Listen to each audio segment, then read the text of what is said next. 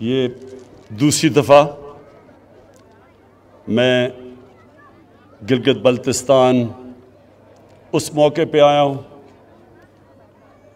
جو ایک خوشی کا موقع ہے کہ جدھر 73 سال پہلے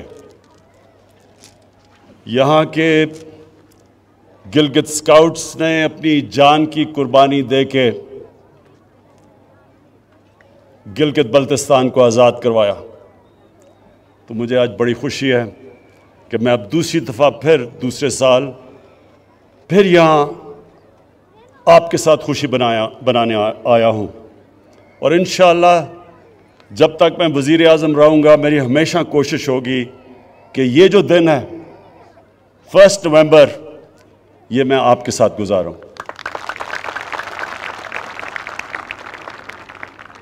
میں گلگت 15 سال کی عمر پہ پہلی دفعہ آیا. تب یہ کاراکورم ہائی وے بن رہا تھا. میں اپنے اسکول کی ٹریکنگ ٹیم کے ساتھ آیا اور وہ جو 15 سال سے مجھے ٹریکنگ کا شوق ہوا وہ آج تک ہے. اور وہ اس لیے کہ اس سارے علاقے میں جو ٹریکنگ ہے وہ دنیا میں کہیں نہیں. یہ وہ اللہ نے اس علاقے میں وہ خوبصورتی دی ہے اور اس طرح کے جو پہاڑ ہیں اور ان پہاڑوں کے اندر جو علاقے ہیں وہ کہیں دنیا میں نہیں ہیں. تو میں صرف ایک میرا پرائم منسٹر بننے کا ایک نقصان یہ ہوا کہ میں اب ٹریکنگ نہیں کر سکتا, لیکن جب بھی موقع ملا تو انشاءاللہ یہاں پھر سے آؤں گا ٹریکنگ کرنے کے لیے. خواتین و حضرات, آج ایک تو خراج تحسین پیش کرنا تھا گلگت اسکاؤٹس کو اور ان شہداء کو جنہوں نے قربانیاں دے کے اس علاقے کو آزاد کروایا. دوسرا, میں نے آج گلگت بلتستان کے لوگوں کو دوسری بھی مبارک دینی تھی, اور وہ یہ کہ جو ہم نے فیصلہ کیا ہے کہ گلگت بلتستان کو پروونشل سٹیٹس دینا ہے, جو ان کی ڈیمانڈ تھی بڑی دیر کی, اور یہ یو این سیکیورٹی کاؤنسلز کی ریزولوشن کے بیچ میں رکھتے ہوئے ہم نے فیصلہ کیا ہے. وہ سیکیورٹی کاؤنسل کی جو ریزولوشنز ہیں اس کے بیچ میں ہم نے فیصلہ کیا ہے, لیکن مجھے پتہ ہے کہ یہاں کے نوجوانوں کی بہت دیر کی ڈیمانڈ تھی, تو میں آج اس کی بھی مبارک دیتا ہوں. اب جہاں تک پیکج کی بات کی اور ڈیولپمنٹ کی, وہ میں آج بات اس لیے نہیں کر سکتا کیونکہ الیکشنز کے دن ہیں, لیکن میں صرف یہ کہتا ہوں کہ ہماری گورنمنٹ کی پالیسی, خاص طور پہ ہماری گورنمنٹ کی پالیسی یہ ہے کہ اپنے کمزور طبقے کو اٹھایا جائے, جو ہمارے غریب ہیں, جو پیچھے رہ گئے ہیں, جو 25% پاکستانی غربت کی لکیر سے نیچے ہیں. سب سے بڑی پرائرٹی ہے کہ ان کو ہم کیسے اوپر لے کے آئیں, اور دوسری جو پاکستان کے علاقے پیچھے رہ گئے, جس طرح گلگت بلتستان پیچھے رہ گیا ہے, اور اس کی بہت بڑی وجہ یہ تھی کہ یہ کٹ آف تھا. جب تک کہ کاراکورم ہائی وے نہیں بنا ادھر شاید ہی کوئی آتا تھا اور ڈیولپمنٹ کی چانس نہیں تھی, تو اس لیے یہ پیچھے رہ گیا.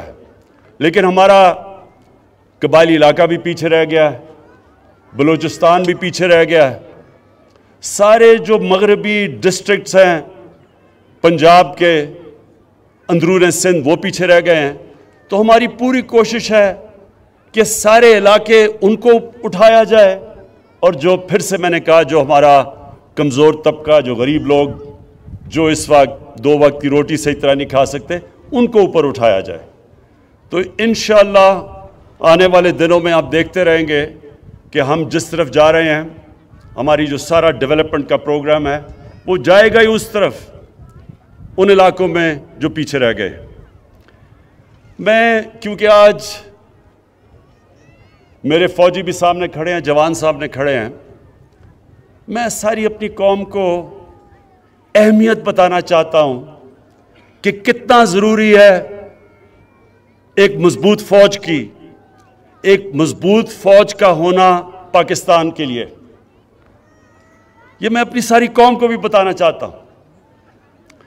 آج اب ساری مسلمان دنیا میں دیکھیں، شروع کریں لیبیا سے، پھر صومالیہ پہ جائیں، پھر سیریا جائیں، پھر یمن جائیں، پھر افغانستان کو دیکھیں، پھر عراق کو دیکھیں، تباہی مچی ہوئی ہے، یا جنگیں ہو چکی ہیں یا ہو رہی ہیں، لیکن عوام مشکل میں ہے، مشکلوں کا سامنا کر رہے ہیں لوگ۔ اور اس کے بعد یہ دیکھیں کہ ہمارے ملک کا جو اس وقت ہمسایہ ہے، ہندوستان میں آج وہ حکومت آئی ہے جو پچھلے 73 سال میں سب سے زیادہ انتہا پسند، مسلمانوں سے اور پاکستان سے نفرت کرنے والی، جو وہ ہندوستان میں مسلمانوں سے کر رہے ہیں، جو دو انہوں نے قانون بنائے، سٹیزن شپ لا اور ایک اور رجسٹریشن لا، یہ ہیں ہی مسلمانوں کی طرف کہ ان کو ایک برابر کا شہری ہندوستان میں نہ سمجھا جائے۔ اور جو انہوں نے کشمیر میں کیا 5 اگست 2019 کو، کسی ہندوستان کی حکومت نے وہ نہیں کیا کشمیر کے لوگوں سے، جو اس انتہا پسند، ریسسٹ، ٹوٹیلیٹیرین، جو ریشل سپریمیسی میں بلیو کرتی ہے، باقی انسانوں کو برابر نہیں سمجھتی، ہندوتا کا جو نعرہ لے کے آئی ہے، انہوں نے جو کشمیریوں پہ ظلم کیا، کبھی اس طرح کا ظلم پہلے نہیں ہوا۔ تو اس تناظر میں دیکھنا چاہیے کہ کتنی ضرورت ہے آج ہمیں ایک مضبوط پاکستان کی فوج کی اور سیکیورٹی فورسز کی۔ کوئی ہفتہ نہیں گزرتا جب ہمارے سیکیورٹی فورسز اپنی جان کی قربانیاں نہیں دیتے۔ پرانے قبائلی علاقہ جو مرج ڈسٹرکٹس ہیں، اب ادھر سے لے کے اب بلوچستان، کراچی میں بھی کبھی کبھی ایک پورا پلان سے پاکستان کے خلاف دہشت گردی کی جا رہی ہے۔ اور کون ان کے سامنے کھڑا ہے؟ ہمارے فوجی، ہماری سیکیورٹی فورسز، جو اپنی جان کی قربانیاں دیتی ہیں۔ اور ہم وہ خوش قسمت ملک ہیں کہ جو پچھلے 15 سال میں جس طرح کی 15 سال میں دہشت گردی پاکستان میں ہوئی، اور جو ہمارے دشمنوں نے پورا فائدہ اٹھایا اس سے اور ہمیں ڈی سٹیبلائز کرنے کی کوشش کی، ہم اپنی آج سیکیورٹی فورسز کو داد دیتے ہیں کہ ان کی وجہ سے آج پاکستان محفوظ ہے، اور ان کی وجہ سے، ان کی قربانیوں کی وجہ سے آج ہمارا وہ حال نہیں ہے جو کئی اور مسلمان ملکوں کا حال ہے۔ اور ہمیں یہ بھی پتہ ہے کہ یہ جو نریندر مودی کی حکومت ہے، یہ ہر قسم کا اندر انتشار صرف دہشت گردی کے ذریعے نہیں، جو ان کا کلبھوشن یادو نے جو بتایا کہ کیسے بلوچستان میں اور کراچی میں اس کی مشن تھی دہشت گردی کرنے کی، یہ اندر اور انتشار پھیلا رہے ہیں۔ شیعہ سنی کی لڑائی پلان کیا ہوا تھا کہ شیعہ اور سنی کے عالموں کو قتل کروائیں تاکہ انتشار پھیلے، اور وہ بھی میں آج داد دیتا ہوں اپنی انٹیلیجنس ایجنسیز کو کہ جنہوں نے بہت ان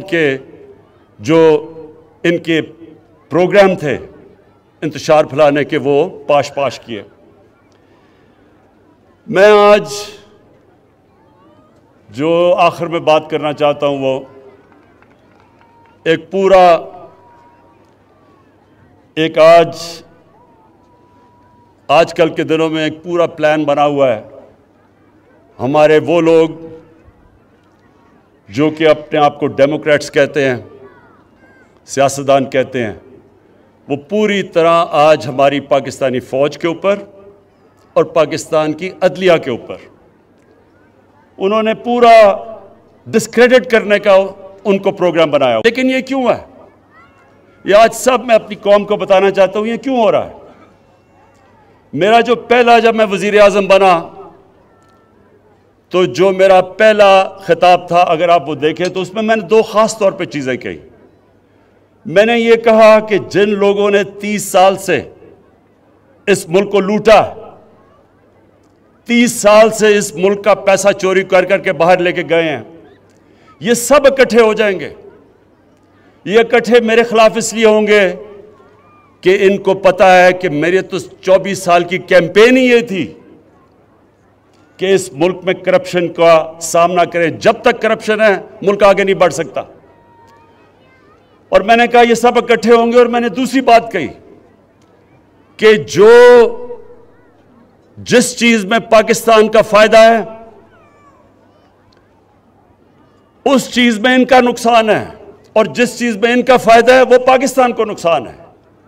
یہ چاہتے ہیں کہ ان کی ساری کرپشن جو انہوں نے اس ملک کا پیسہ لوٹ کے باہر لے کے گئے ہیں, یہ چاہتے ہیں کہ کسی نہ کسی طرح مجھے بلیک میل کریں اور میں ان کو NRO دے دوں, یعنی کہ ان کو معاف کر دوں جو انہوں نے اس ملک کا پیسہ چرایا. پاکستان کا فائدہ ایک چیز میں ہے کہ یہاں قانون کی بالادستی قائم ہو, طاقتور اور کمزور کے لیے قانون بنے. یہ نہیں کہ صرف بیچارے وہ لوگ جو مجبوری میں چوری کرتے ہیں وہ جیلوں میں جائیں اور بڑے بڑے ڈاکو ان کو NRO مل جائے اور وہ دندراتے پھریں اور وہ بار بار آ کے پھر ملک کو لوٹیں. قانون کی بالادستی کا مطلب کہ طاقتور اور کمزور کے لیے ایک قانون. اگر طاقتور چوری کرتا ہے تو اسی طرح احتساب ہو جو عام آدمی کا ہوتا ہے. تو یہ میں نے کہا کہ ان کا جو انٹرسٹ ہے وہ پاکستان کے انٹرسٹ کے خلاف ہے, اور یہ آج ثابت ہو رہا ہے. سب اکٹھے بھی ہو گئے ہیں اور پوری طرح بلیک میل. پہلے انہوں نے مجھے بلیک میل کرنے کی کوشش کی, معاشیت پہ, الیکشن جی غلط ہو گیا, ہم نے کہا کھول دو الیکشن, ادھر سے بھی بھاگ گئے. معاشیت اللہ کا شکر ہے کہ ایک وہ ملک کے چھوڑ کے گئے تھے جس کا دیوالیہ نکلا ہوا تھا, اللہ کا کرم ہے کہ وہ بھی صحیح طرف لگ گیا ہے. اس کے بعد کرونا کے اوپر انہوں نے کوشش کی. آج دنیا اکنالج کرتی ہے کہ جس طرح پاکستان کرونا سے نکلا ہے شاید ہی کوئی اور ملک نکلا ہو. پھر فیٹف کے اوپر جو ہندوستان پوری کوشش کر رہا تھا کہ پاکستان کو فیٹف میں بلیک لسٹ کروائیں, اس پہ بلیک میل کرنے کی کوشش کی, اس میں بھی میں بلیک میل نہیں ہوا. تو اب انہوں نے پاکستانی فوج کی طرف, پاکستان کے آرمی چیف, ISI کے چیف کے اوپر اب انہوں نے بندوقیں تانی ہوئی ہیں. پہلے تو میں آج اللہ کا خاص شکر ادا کرتا ہوں کہ اگر یہ ISI کے چیف کو اور آرمی چیف کے خلاف بات کر رہے ہیں, اس کا مطلب میں نے بالکل ٹھیک ان کو منتخب کیا. یہ میری سلیکشن بالکل ٹھیک تھی, کیونکہ اگر یہ ڈاکو ان کے خلاف بول رہے ہیں اس کا مطلب وہ ٹھیک لوگ ہیں. دوسری, میں آپ سب کے لیے, اپنی قوم کے لیے ایک چیز کہنا چاہتا ہوں کہ آپ اگر اسلام کی تاریخ پڑھیں, بر صغیر میں مسلمانوں کی تاریخ پڑھیں, تو مسلمان بہت کم, جب مقابلہ ہوتا تھا دشمن کا اور مسلمانوں کا, ڈٹ کے مقابلہ کرتا تھا مسلمان. لیکن نقصان مسلمانوں کو تب سب سے زیادہ پہنچایا مسلمانوں کے میر جعفر اور میر صادق نے. یہ وہ غدار تھے جو اندر سے سازش کر کے مسلمانوں کو انہوں نے, ان قوموں کو غلام بنا دیا صرف ذاتی فائدوں کے لیے. قرآن شریف میں منافق کا درجہ کافر سے نیچے رکھا ہوا ہے, کیونکہ وہ آپ کا بننے کی کوشش کرتا ہے, وہ اندر سے جڑیں کاٹ دیتا ہے۔ جنگ خندق میں جب نبی صلی اللہ علیہ وسلم مکہ کے کفار کا مقابلہ کر رہے تھے تو اتنا ہی بڑا جتنا کفار کی فوج تھی، اندر منافقین سے خطرہ تھا، اور اس لیے اللہ نے کہا تھا کہ ان کا درجہ کافر سے نیچے ہے، یہ زیادہ نقصان پہنچاتے ہیں۔ اور آج ہم پاکستان کے میر جعفر، میر صادق اور میر ریاض صادقوں کو دیکھ رہے ہیں۔ یہ وہ لوگ ہیں جو آج نریندر مودی کی زبان بول رہے ہیں۔ دنیا نے کہا کہ جس طرح پاکستان نے پلوامہ کے بعد اپنے آپ کو کنڈکٹ کیا، مجھے سارے دنیا کے ہیڈز آف سٹیٹ کے مبارکی کے میسیجز آئے، اور یہ آج کہہ رہا ہے کہ جناب پاکستان نے ڈر کے کیا، جو کہ نریندر مودی نے ساری الیکشن کیمپین کی تھی اس پہ۔ اور سارا مقصد، ان کا مقصد ہے کیا؟ سارا مقصد ایک ہے کہ کسی نہ کسی طرح عمران خان بلیک میل ہو کے ان کی اربوں روپے کی لوٹی ہوئی دولت جو باہر لے کے گئے ہیں، وہ کسی طرح اس کے لیے NRO دے دے، معاف کر دے۔ میں آج اپنی ساری قوم کو کہنا چاہتا ہوں کہ عمران خان کبھی ان ڈاکوؤں کو معاف نہیں کرے گا، بلکہ جس طرح انہوں نے ہماری عدلیہ کو اٹیک کیا، عدلیہ کے اندر بھی کوشش کر رہے ہیں کہ ایک جج کو اوپر چڑھا دیں۔ جب ان کو معاف کیا گیا حدیبہ پیپر مل میں سپریم کورٹ نے، تو تب وہ عدلیہ ٹھیک تھی، لیکن جب ان کے خلاف 5 ممبر بینچ کا فیصلہ آتا ہے جو آج باہر بھاگا ہوا ہے، اس کے اوپر منی لانڈرنگ کا فیصلہ آتا ہے، تو تب عدلیہ بری ہے۔ اسی طرح جو فوج کے اوپر پریشر ڈالا ہوا ہے، یہ صرف اور صرف کوشش ہے کہ کسی طرح ہم اتنے پریشر میں آئیں کہ ہم ان کو معاف کر دیں۔ اب تک میرا پورا زور تھا پاکستان کی معاشیت ٹھیک کرنے کا، کیونکہ ہمارے ملک کی معاشیت کا بہت برا حال تھا۔ معاشیت کے اوپر ابھی بھی میں زور لگاؤں گا۔ یہ میں آپ سب کو کہہ دوں کہ ابھی بھی انشاءاللہ معاشیت پہ زور لگا رہے ہیں، کیونکہ وہ اللہ کا کرم ہے، صحیح طرف نکل گئی ہے۔ لیکن اب میں قانون کی بالادستی کے اوپر اتنا ہی زور لگاؤں گا۔ جو سٹیٹ کے ادارے ہیں، ان کو اب میں خود دیکھوں گا کہ اس ملک میں قانون کی بالادستی قائم کرے، اور یہ جو طاقتور، اس ملک کے طاقتور مجرم، یہ جو اس ملک کو بلیک میل کرنے کی کوشش کر رہے ہیں، ان کو قانون کے نیچے لے کے آئیں۔